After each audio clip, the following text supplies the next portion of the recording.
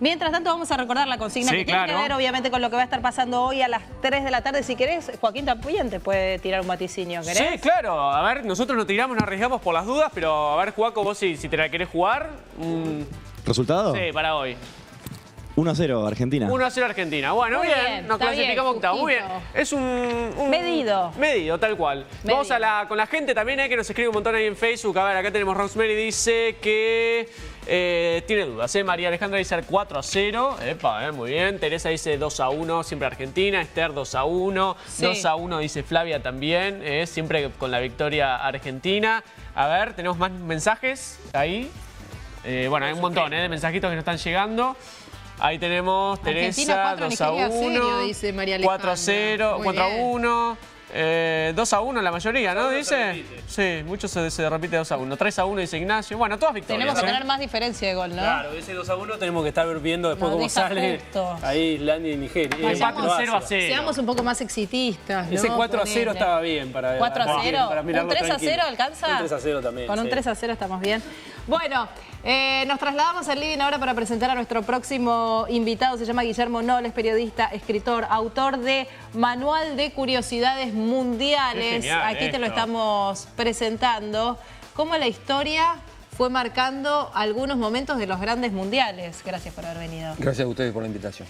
A ver, ¿es así como lo describimos? Resuminos un poquito qué contás en este periodo que va de 1930 a 2014. En realidad la historia de los mundiales empezó un poco antes, 2 años antes, cuando Jules Rimet y la gente de la FIFA se pusieron de acuerdo para empezar de alguna manera a generar campeonatos mundiales. Esto viendo la repercusión que tuvo el fútbol en 1924, en los Juegos Olímpicos de 1924 y 1928. Así que de esa manera empezaron a pergeñar de alguna forma el primer mundial, que primero se iba a jugar en Europa, pero después decidieron jugarlo en Uruguay por diversos motivos, ¿no? Justamente por los 2 campeonatos olímpicos que había conquistado el conjunto charrúa.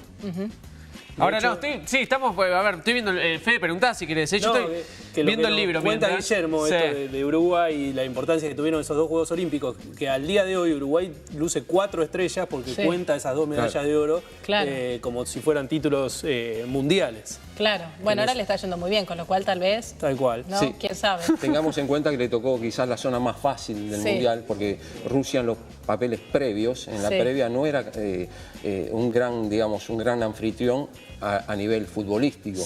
Y esto se vio reflejado con el resultado de 3-0 que le ganó Uruguay.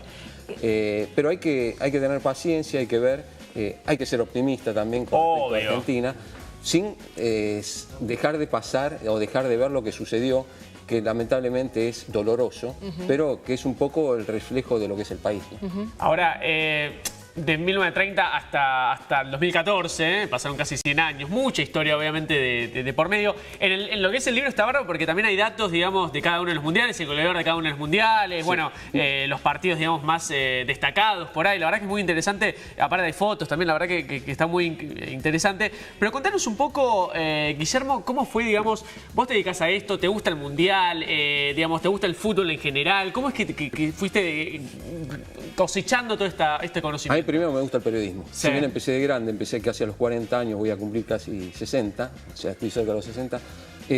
Me encanta escribir, me encanta la radio, me encanta la televisión, me encanta el periodismo, como decía. Y esto tiene que ver con una pasión, ¿no? Una pasión quizás oculta que uno descubrió de grande y que, más allá de ello, empezar a escribir, este es mi 8º libro, es una dedicación full time, o en mi caso part-time porque trabajo como docente. Entonces lograr la cohesión de distintos temas en un libro, poder contar historias, pero en este libro no solamente hablo de fútbol, sino de todo lo que sucedía en el mientras tanto de cada mundial. En el mientras tanto y cada país, ¿no? Donde se jugaba y cada selección que estaba viéndose como, digamos, uno de los momentos íconos de la Argentina y que tanto se ha hablado es el Mundial del 78, que era una de las etapas más oscuras de la Argentina y donde acá se estaba jugando nada más y nada menos que un Mundial donde un montón de gente no tenía la menor idea ni de lo que estaba pasando y la Argentina levantaba la copa. 30 cuadras de la cancha de River, por ejemplo, ¿no? En la ESMA. Exacto. ¿De eso hablás? Sí, hablo de eso, hablo de los dictadores jugadores que ayudaron a ganar a Italia un título. Si ustedes me preguntan qué tiene que ver Hitler con el fútbol, ¿no? Y Hitler tuvo mucho que ver en el segundo título de Italia.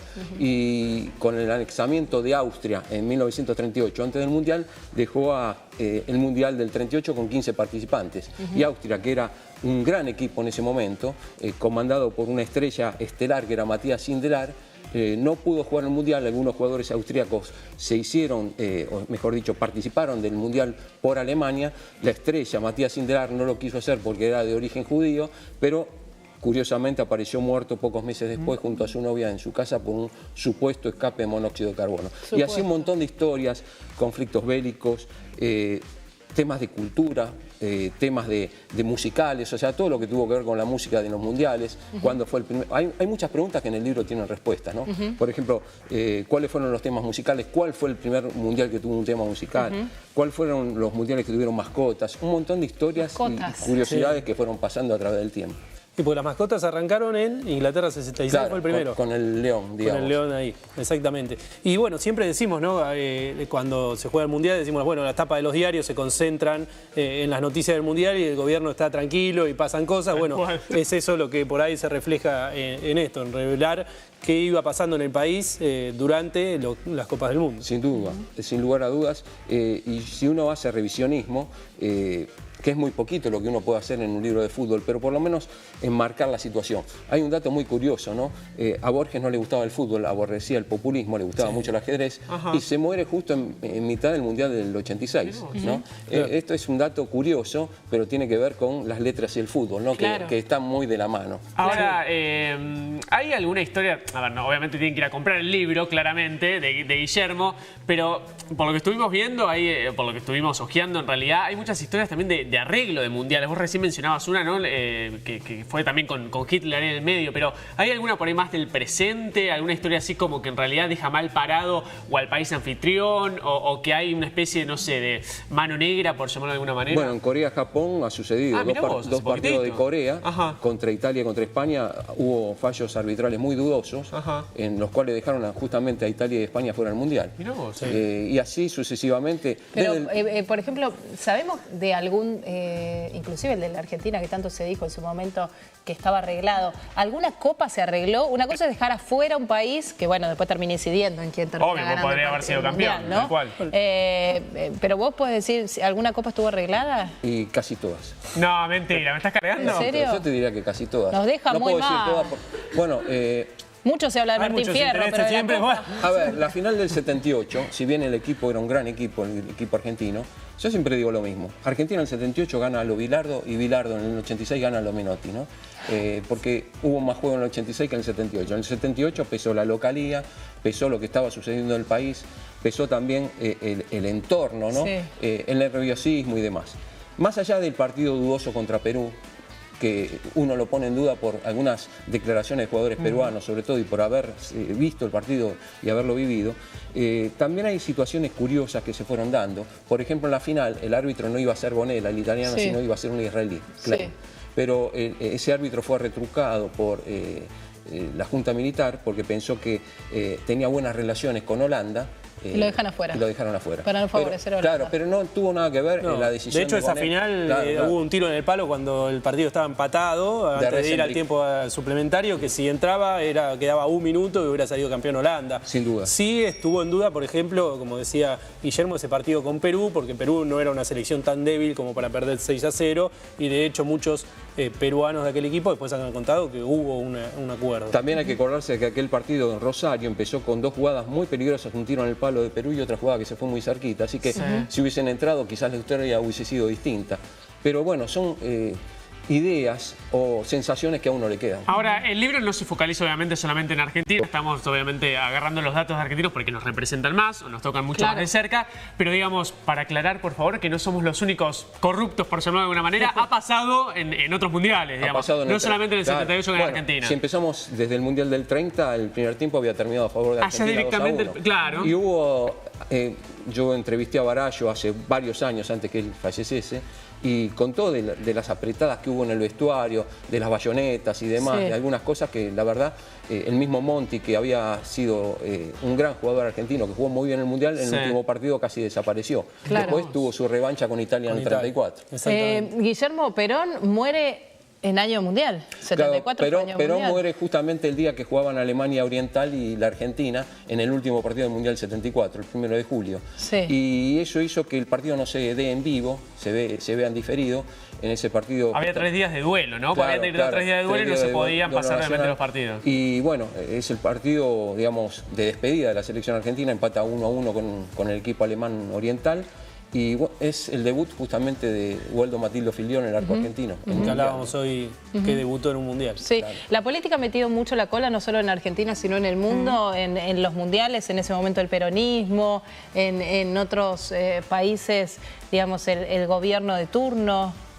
Sí, sin dudas. Estados Unidos, por ejemplo, que quiso tener fútbol, fue una gran movida digamos, de su gobierno en el 94 y ahora que tuvieron la Estados Unidos 2026. Es algo rarísimo, ¿no? Porque hasta hoy en día es el país que organizó un mundial que más alto promedio de entrada ha vendido.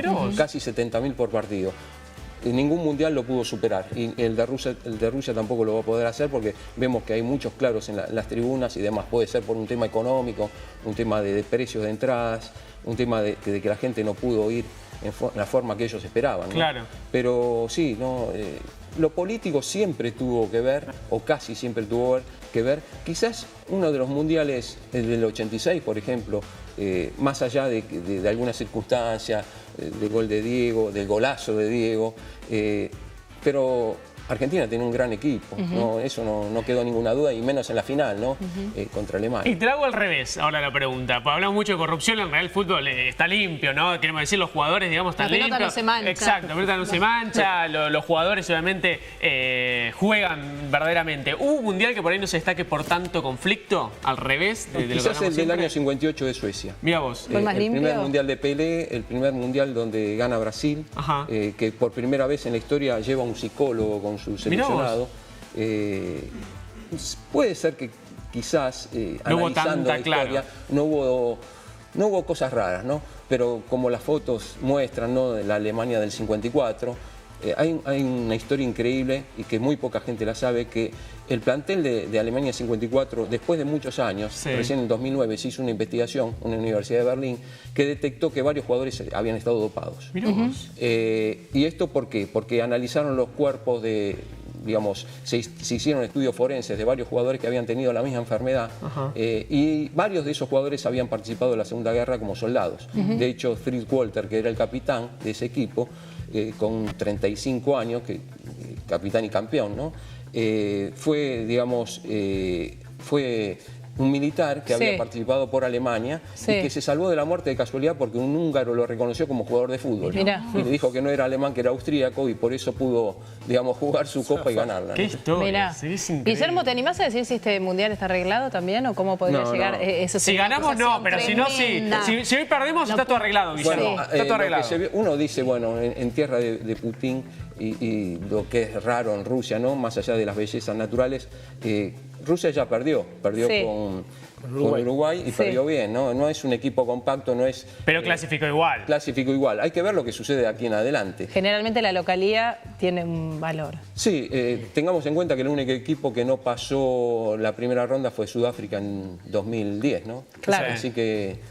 Igual le tocaron Rusia contra Irán y Marruecos, que en realidad... Ahora le toca con España. Claro. Le tocó, perdón, Arabia Saudita. Ahora, perdón, Irán y Marruecos era así, Portugal y España. Bueno, tengamos en cuenta que este mundial se está desarrollando muy poco tiempo después en relación de tiempo, si lo miramos de ese modo, al escandalete de la FIFA, ¿no? Sí. Y eso también... Quizás... Es el mundial post-FIFA. Quizás algo político, si me permiten, no es una teoría muy loca quizás.